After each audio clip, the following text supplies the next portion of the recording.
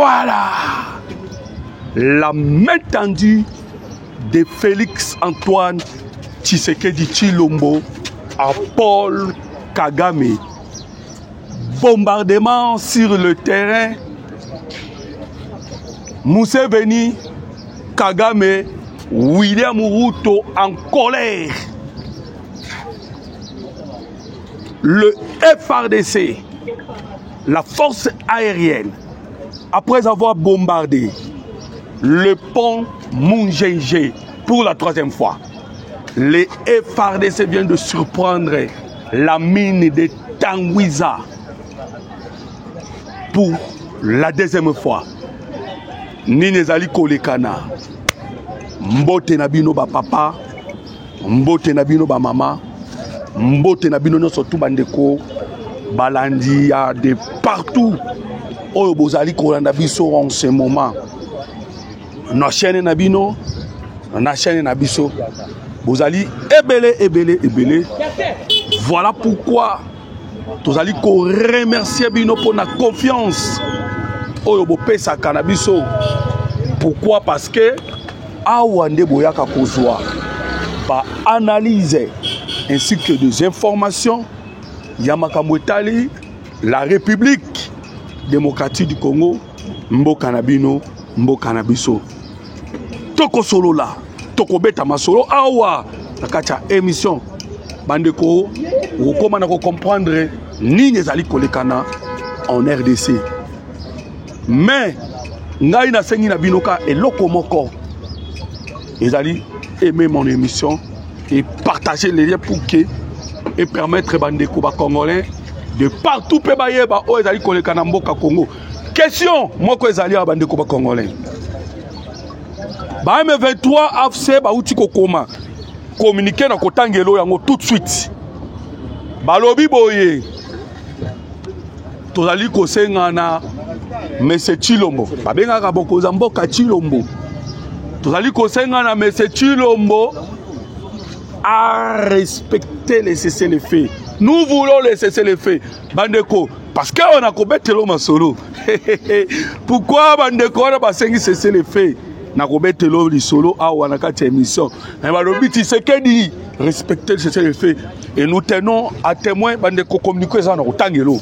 Nous tenons à témoin la communauté internationale et que M. Tshilombo a dit qu'on respectait ce cessez-le-feu, à respecter ce cessez-le-feu. Vous voyez pourquoi je viens de vous parler sur les ponts Mungenge où ils ont bombardé pour la 3e fois. Et je viens aussi de vous parler sur le mine de Tangwiza.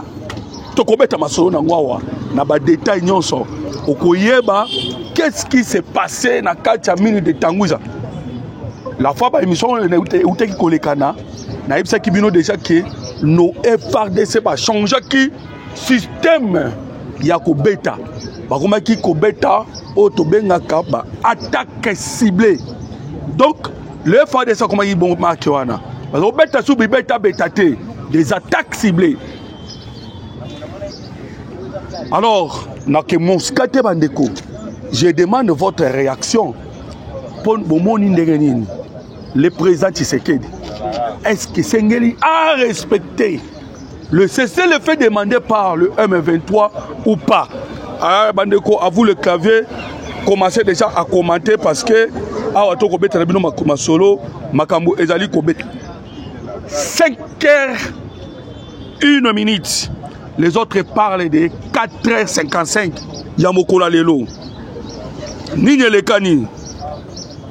Il y a une usine d'extraction de l'or de Tangwiza au Tobengina Kombo Mining où le M23 AFC exploite illégalement parallèle avec le Rwanda les mines de Toloba l'or. Alors qu'est-ce qui s'est passé? a été ciblé par 3 bombes de drones dans la nuit du 14 au 15 octobre, d'après notre source locale, la frappe a touché les conteneurs agricoles qui produisent du courant pour le fonctionnement de la dite usine d'or. Précision. Contrairement aux fausses informations relayées par les réseaux sociaux, cette usine de Tangwiza Mining appartenait à Barro, une firme canadienne qui a été cédée en 2018 par une des entreprises chinoises.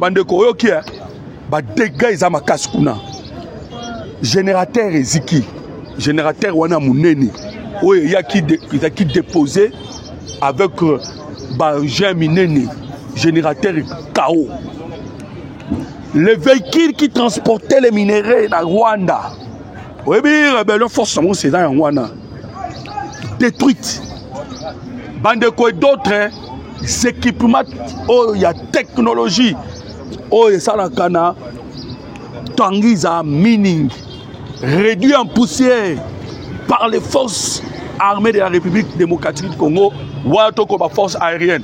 Naïbisa Kibino na ba émission de Kanaki que nos FARDC va changer système.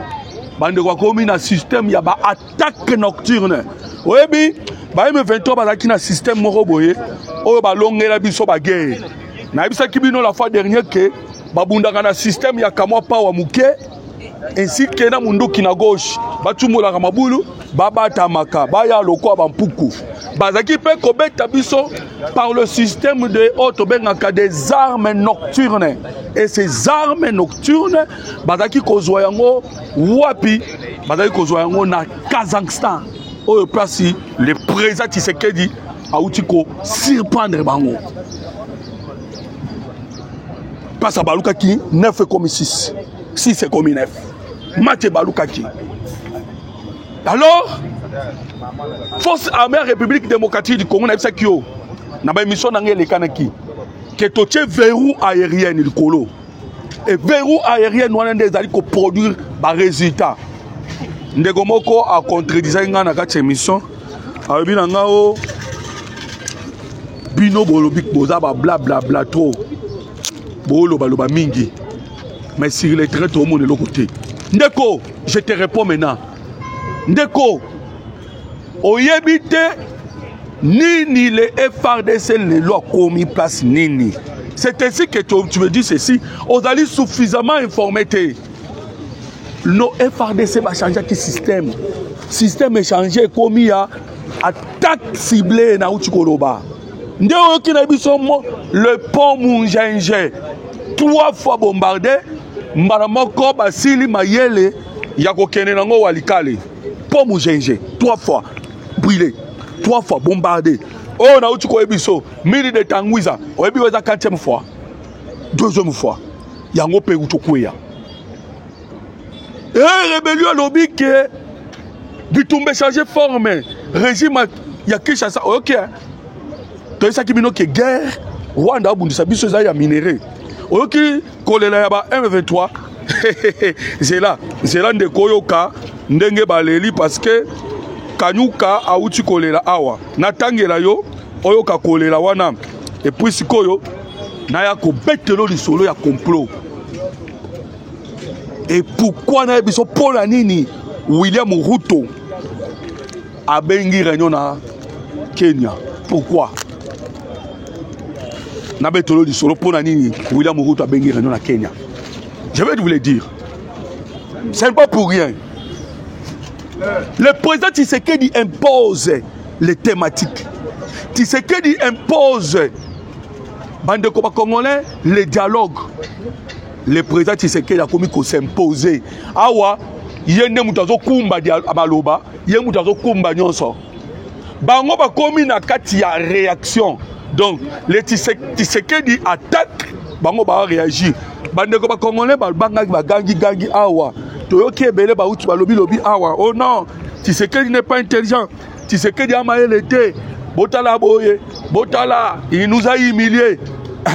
Oyoki réunion à Kenya. Le pourquoi ya réunion Kenya. Nous sommes outil na Belgique. Il a bouleversé bango tout. A bouleversé ba mafia. A bouleversé bandeko. Ba o nyo surtout oyo kaka. O bazali na kati ya armée.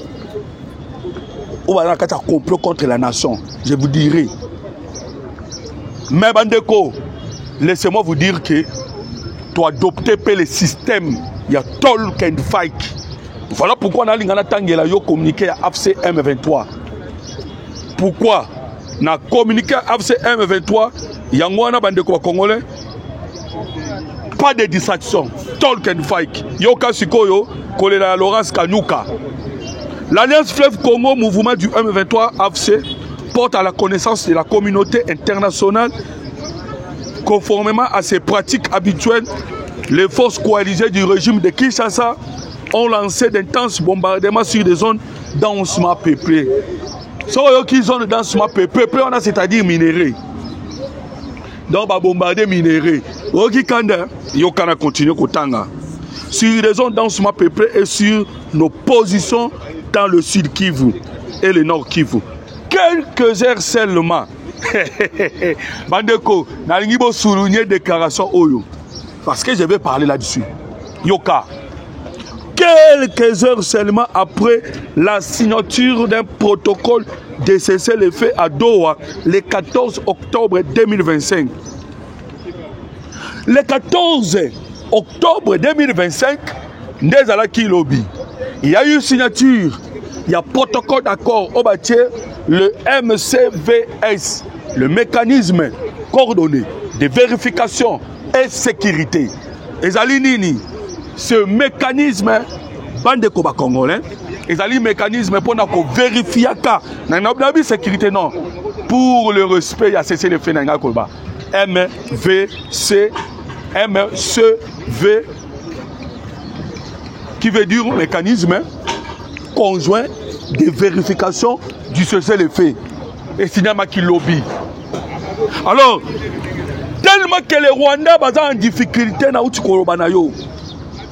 cause y a ba drone on a d'attaque. Bandeko o outil end. Webi ke batna ba technologie na bango. Et même mon émission est partagée. Je vais encore vous poser une question. Mais maintenant, nos émissions n'ont pas partagé. La question est toujours dans l'actualité au Togo Beta Masolo. Mandeko, oyo qui colle la M23. L'obit au signé un mécanisme de vérification à cesser les faits. Alors, tant que bango bazongi, balobia cesser les faits koti. Djoka, bamiko cité. 4h du matin, 4h55, frappe. Ne va pas RDC. Oh, que tu violeté. Tu saleli kaka. Oh, yo Paul Kagame. Batangi sa ye. Bandeko Kagame atanga talk and fight. Ou est en anglais. Qui veut dire combattant. Et faisons quoi? Bagarrant. Talk. Toujours dialoguer, fight, to bunda. C'est ce que Paul Kagame attend. Tellement qu'attend talk and fight. Voilà pourquoi Bishop Eto me meka na talk and fight. To utaki konsolelo to beta. Njete Kagame mataki yangonda okita. Webia mataki na njete nini? A bombada ki avion ya Biarimana. Na ya Cyprien Ntaria Mira. A bombada ki yango.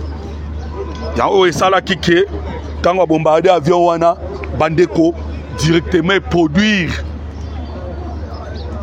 il y a continué à pouvoir encore on peut na pouvoir bongo to kene na système talk and fight alors bandeko sikoyo tu sais que dia kota qui trouble. Je vous rappelle que Rwanda, Uganda na Kenya bangone mutu bazo déstabiliser SARDC et appuyé par les États-Unis d'Amérique. Je vous rappelle simplement. Et Bamboka wana misa tout lelo. Yakobata meza souste. Tant que tout le monde a musé Laurent Désiré Kabila, et ça loka ba bomba biso biso. To eba rateke na sima musé Laurent Désiré Kabila, le Rwanda, l'Ouganda et le Kenya bazalaka.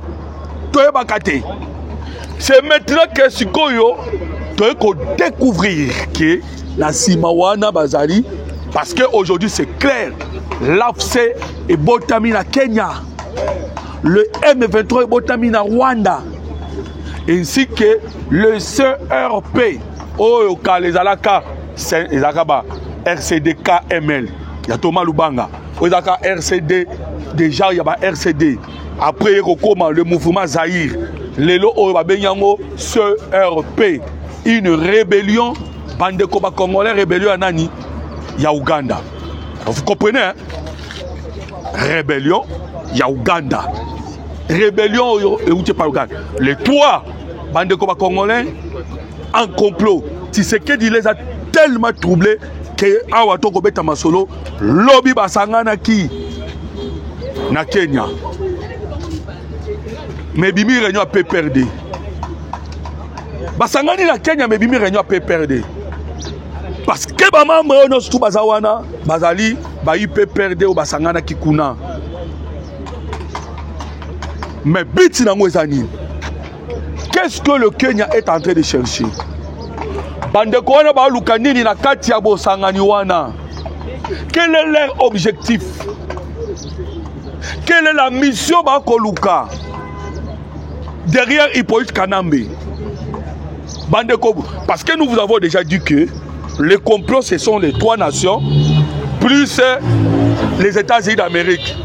Mais tellement que dans les États-Unis d'Amérique, il y a eu des mouvements. Ce n'est plus encore Clinton, mais le lieu est commis Nani, est commis Donald Trump. Donald Trump, oh, a lobby, pas question.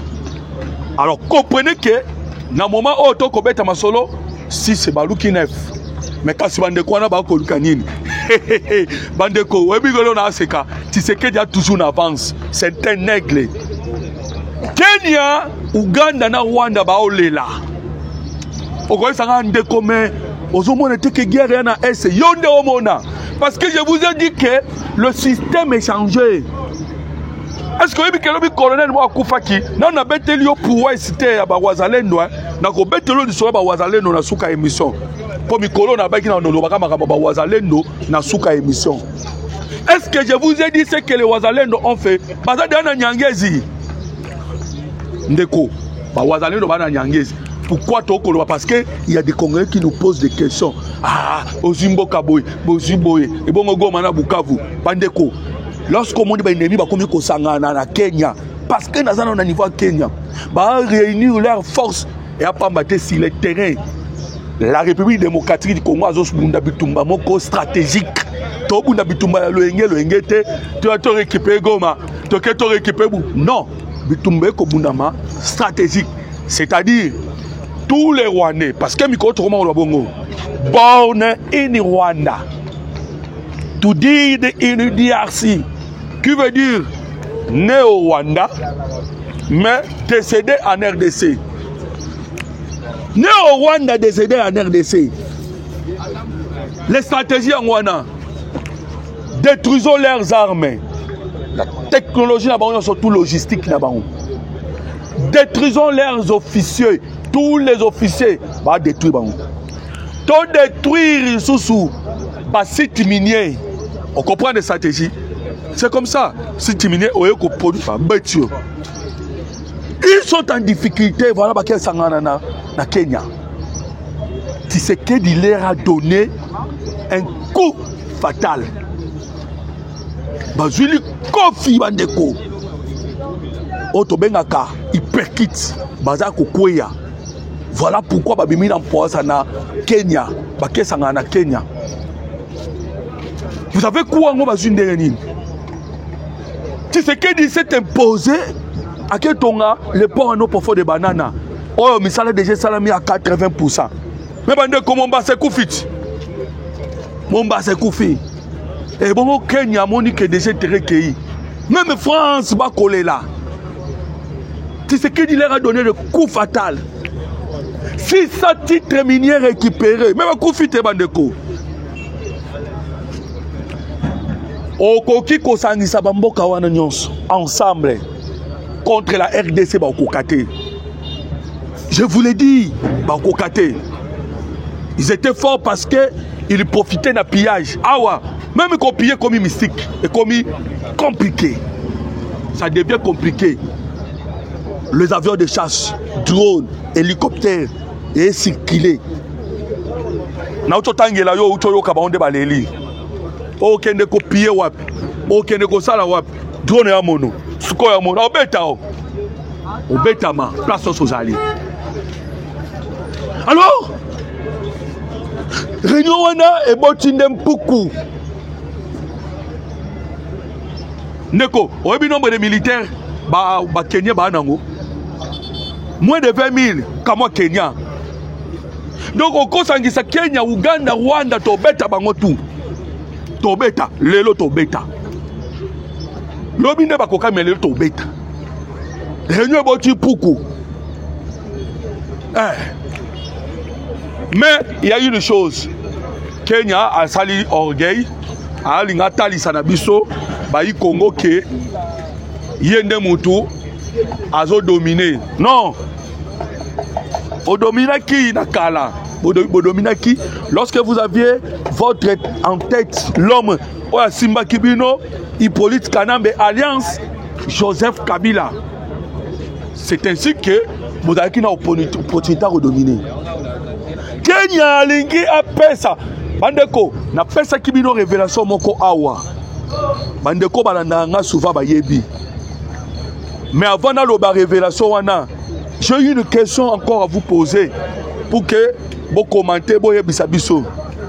Quelle relation vous avez comme on a? Le président de la République a une décision par rapport à la relation de Kenya. Décision. Essayez un peu de communiquer, de commentaires. La fois dernière, commentaire pour que M. Kamere alongwaki. Tobaki na bino na ba mikolele kanaki bobi mana ba commentaire pour que Mokonza Mboka aloba non na accord économique avec le Rwanda Bosalaki. Maintenant, quelle est votre réaction par rapport il y a relation diplomatique entre la RDC et la Kenya? Okoki koyebisa Mokonza Mboka nini? Oui, mais pourquoi je suis en train de dire cela bande comme Congolais? Pourquoi? Parce que Baï Kenya baobanga souté. Mais to beti bango da coup fatal. To beti bango peut pas sentir déjà que ils sont déjà sous pression. Alors, yoka révélation na baki na oyebisa yo. So comme dit le loka Hippolyte Kanambe na Kenya. Le projet Zala Kinde rencontre Mounene Sanya que ça la mandé na Goma. Hippolyte Kanambe na système ya ba consultation wana alinga Kinde aya na Goma. La réunion oye salamaki secrète révélée bande ko ba congolais. Ezalaki ke Goma inga ke comme capitale ya rébellion. Goma. Parce que Hippolyte Kanambe tango ya ki Goma mbala moko procès et fungwami. Una yoba déjà présent mona ki déjà na musika. Azaki déjà informé que Hippolyte Kanambe ya Goma procès bandi. Bamboka wana siko batali ate le quoi procès bimi ce qui biso ba présent parce que il était prévu Hippolyte Kanambe akoya kovanda na Goma. Ruto aye, Museveni aye, Kagame aye, na Sassou Nguesso. Na quoi pourquoi le président Tshisekedi lobby a kenaki na Congo Brazzaville? Parce que na kacha complot, toi na 3 plus 1. Les 3 Rwanda, Uganda, Kenya plus Sassou Nguesso au Congo Brazzaville. Mais on a les 3 là. Les 3 Rwanda Brazzaville qui na projet Bayasko Kovandi Sama na Bayana Goma pour donner maintenant au Towebenginini la force diplomatique Nanani na Hippolyte Kanambe Alliance Joseph Kabila et Nanyanga qui koya ko bakisama likolo ezaki monsieur Sassou Nguesso. Voilà eloko balinga basala tellement échoué nde Kenya siko bengi bango boya officiellement wa parce que bandeko essayez de koyeba que Kenya a joué un rôle nini yende moto a joué un rôle lokola ya Qatar en Afrique. Vous savez Qatar vous savez neza nini ezali centre ya mafia na Qatar o boyokaka centre ya mafia oyokaki lobi non ba wanga na mesa vrai bandeko nous disons c'est fait lobby bango Qatar on va travailler pour une administration parallèle et longo na Kenya wapi na Soudan oh yo kaka ba FSR rébellion ezana Soudan FSR bango pe sous Qatar wana omoni ndenge ba kende ko senga ba M23 ba ya non bango tu ba aller la cesser les faits parce que les M23 sont en faiblesse et kaka bango wana tu va travailler pour une administration parallèle aux ezana Goma bango wana. Maintenant, ils sont en difficulté. Voilà, quelques sangana, bande ko ba congolais, pour que Babunisa, notre pays, la République démocratique du Congo, va lancer la guerre. Mais, il y a un document, bande ko, document, ils ont dit déjà, dans le Congrès américain. Tu as vu ça qui est dans l'émission, les Kanaki, document, ils ont dit dans le Congrès américain, document, ils ont un objectif fini. Bah, mettez déjà William Ruto en garde par les États-Unis d'Amérique. Avec ça qui dans Massad Boulos allez mettre en garde William Ruto. Bandeko, Amérique avertira qui bango tout. Banana Ruto passant par Monsieur Museveni, Paul Kagame, Sassou Nguesso. Même le président de Nigeria, comme on est dans les sous, ceux comme on est dans le Sabino Bandegwa Congolais. Aïbisa Bango Nyonso. Parce que Bango ne bat pas Kamis sur Bango na Congo. Il les avait mis en garde. Et Congrès américain Bandaki Kokoma document pour que Baluka changer, revoir relation. Il y a États-Unis d'Amérique avec le Kenya. Revoir les relations. Il y a un document qui a déjà kokota na kata Congrès américain. Ah, ndeko moloto. Nazolo ba ba question tuna ngai. Ah, ndeko moloto. Vous aussi vous faites confiance pourquoi aux États-Unis d'Amérique? Vous pensez que les États-Unis d'Amérique jouent à double jeu? Faites attention. On a répété ma question à nous.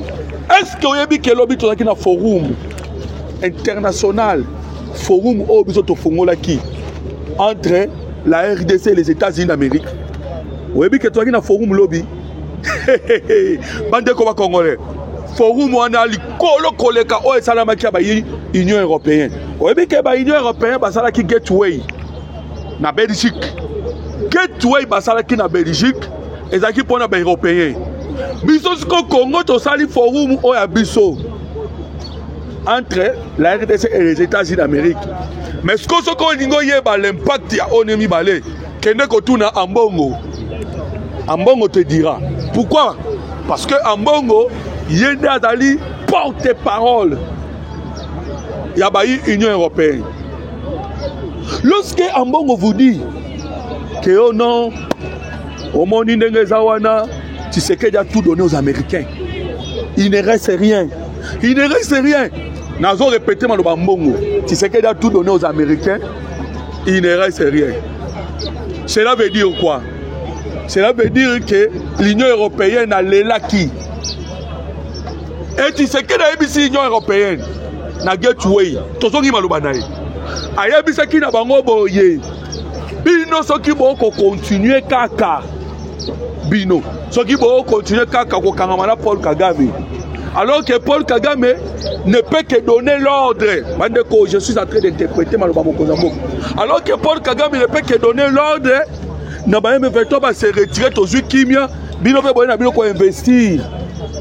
Parce que dans le forum où est en Europe, en Belgique, il était question d'investissement. na wapi na technologie qui parce qu'ils ont parlé du or cobalt lithium. Alors vous comprenez que nous sommes dans la carte à Masolo. Et le même forum Scobiso RDC aux États-Unis d'Amérique. On s'attire bois de fer. Hein? Voilà pourquoi je suis en train de dire aux Congolais de partout que comprenez que les États-Unis d'Amérique, il y a Sukoyo. Madame mon Amérique a calaté. Hein? L'Amérique a calaté. Il y a Sukoyo. Bazali ko collaborer na Congo. Ils vont regarder la RDC na fenêtre. Bah comment on a Congo na fenêtre? Alors bande Congolais aimer l'émission. Comment ça n'a été partagé. On m'a dit Sikoyo, la main tendue, il y a Mokozamboka, na Paul Kagame. Et tourner vers les bombardements. Bah tu vas comprendre de politique. On a encore opposant. Opposant de quoi c'est ça là. Alors qu'on que les M23 c'est un mouvement rebelle. Bah on va reconnaître que c'est rebelle. Mais c'est ça là qu'on colobaté. C'est ça là là c'est ça là qu'on côté. Lobby na yo mona ba Vuemba hein ba on soit na Rwanda. Il n'arrive même pas à comprendre bande côté c'est que il a commis qu'on lancer à l'icolo azo même bango na rythme. A même bango na gauche, a même bango na droite. Ba ko quand même pas qu'on résister. Donc on résiste. La main tendue mais l'objet Betty. Ils ne comprennent pas. Maintenant, mon condamné a pris son devoir à domicile. Vous voulez le dialogue interne? Boya, oui. Tout ça le dialogue interne, selon votre volonté, selon votre désir. Il y a tout ça là, dialogue interne. Mais condition. Bon, nous pour ça la déclaration vers le pays agresseur. Bandeko, biso me tosa la guerre médiatique. Biso tosa la guerre médiatique. Pour nako pebisa lukuta nyo surtout ya Paul Kagame. Arobo ma c'est macha lukuta. Nous vous disons que les Rwanda ko ça même pas guerre médiatique na biso. Ata guerre moi ko katé. Force ya Ouganda des aliba congolais ya opposition. Opposition les commis opposition contre la RDC. Contre leur propre nation. Vous imaginez que le Kozamboka a lobby que la main tendue en Rwanda, mais ne ordonne à Paul Kagame de faire sortir ses militaires dans le sol congolais. Les opposants à lobby Tshisekedi a humilié Bisso. Mais depuis Tshisekedi a loba, talent ma dégâts. Tié comme ma réunion na Kenya mbang. Tshisekedi a bouleversé tous les calculs. Même l'Union européenne a télémis. Déjà Maxime Prévost, le ministre des Affaires étrangères, commençait à dire n'importe quoi. Dialogue interne. Mais tu sais qu'il a dit ok, bon, dialogue interne, ça va. Mais d'abord, maintenant, dit en Kagame, ok, mais ça va soda na yo. Bon, on a un dialogue, kasi. Obo Luka. K.O. Alors, Bandeko, na yebisa qu'on a avant la 6 émissions, na betelo makamwe le kanana. Nyangezi. Na Nyangezi, okoza ba détail nango. Bandeko, na émission ekoya. Je vous l'ai dit que ton petit en désordre. Wa toko ba bandeko na biso, ba wazalendo ba petit en désordre. Ba petit. Nyangezi est en secret en ce moment. En secret. Par qui? Par nos frères. Otobenga ba wazalendo. Mais ça na makindengeni. Le Rwanda na minute oyo ba ko tambola te. Souvent dans la kasoki bitube bundami bango batinda ka renfort et utaka Rwanda ezo ya mbangu. Mais cette fois-ci Kagame a tinda sous renfort te. Bandeko Kagame a kotinda sous renfort te. Batu bakufi mingi. Kagame a kufi si ba officier. Ba parents ba komi kolela. Trouble na Rwanda. Ba famille ya ba famille ya ba auto kobenga ba Rwandais. Ba bi non Kagame aussi ici ba tout trop. Bandeko babi ke ba famille kuna ba leli trop parce que bana na bango ba okele Congo ba okufa. Ba okele Congo ba okufa. ndena uta koyebisa oyo born in Rwanda mais baki kufa na Congo, né au Rwanda, Koufi décédé au Congo. Vous voyez pas que Kagame est responsable de millions de morts, na yabiso ba Congolais, na ba Rwandais. Tout ça na bénéfice ya nani? Ya ba Américain ou to ba communauté ou to bengaka, ou ba bengaka international, ba France, ba mbokana ba anglo-saxon tout. Parce que yemo ko témoigner qui ngana zoaka 1%, 99% non ce kendaka et pas na bango. Donc tu fais tuer les Congolais, tu fais tuer les Rwandais. Bon intérêt à Bato Libanda. C'est ainsi que Awana Kobeta no Masolo, la ville de Bukavu est en secret. Oyebi Nyangezite, Jokas qu'on appelle du solo. Nassid Kivu, nous avons 8. La Bible 8 territoires. Mais parmi les territoires, tu as un territoire de Walungu. Walungu a 1800 km². Walungu. Na 1800 km² à Walungu, bande ko ba Congolais.